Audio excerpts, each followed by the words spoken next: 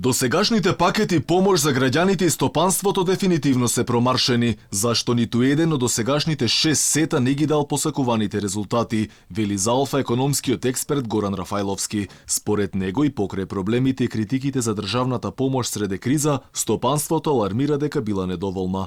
Вели сериозно треба да им се помогне пред се на малите и средни предпријатија зашто тие се и најпогодени. Освен за 7, владата мора итно да размислува и за 8 сет на мерки, зашто економската состојба е загрижувачка. Како не се сеќавате на пакетот на мерки, толкова била и помошта за стопанството. Значи, ако има нешто значајно, ќе се запамти, ќе го запамти стопанството. Или кратко кажано, недоволна и тотално неадекватна.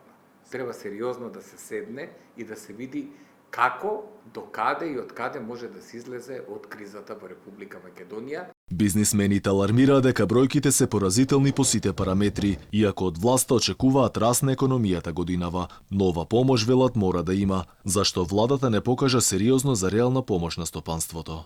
И покрај тоа што стопанството бараш и ја замоли владата да се спреми, не беше спремна да се задолжи и да си овозможи и себе полесно поминување низ економската криза, а да овозможи и на стопанството многу полесно поминување и брзо пребродување на здравствената, која за жал помина и во дел во економска криза. Ова е криза на микро и мали предпријатија, која понатаму ќе прерасне, но сега, во овој момент, воопшто не е ни почнала. Кои се најпогодени во момент? Се сложува, значи микропредпријатијата се најмногу погодени.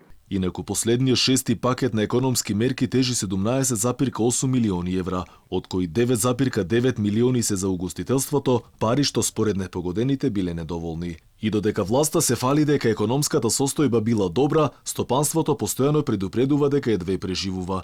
Најкритично е во текстилната и во кожарската индустрија. Според последните податоци, над 60.000 работници останаа на улица, а стотици бизниси ставија клуч на врата. За евентуално подобрување на состојбата, според стопанствениците, може да се зборува дури кон крајот на годинава, но под услов да има брза и ефикасна имунизација.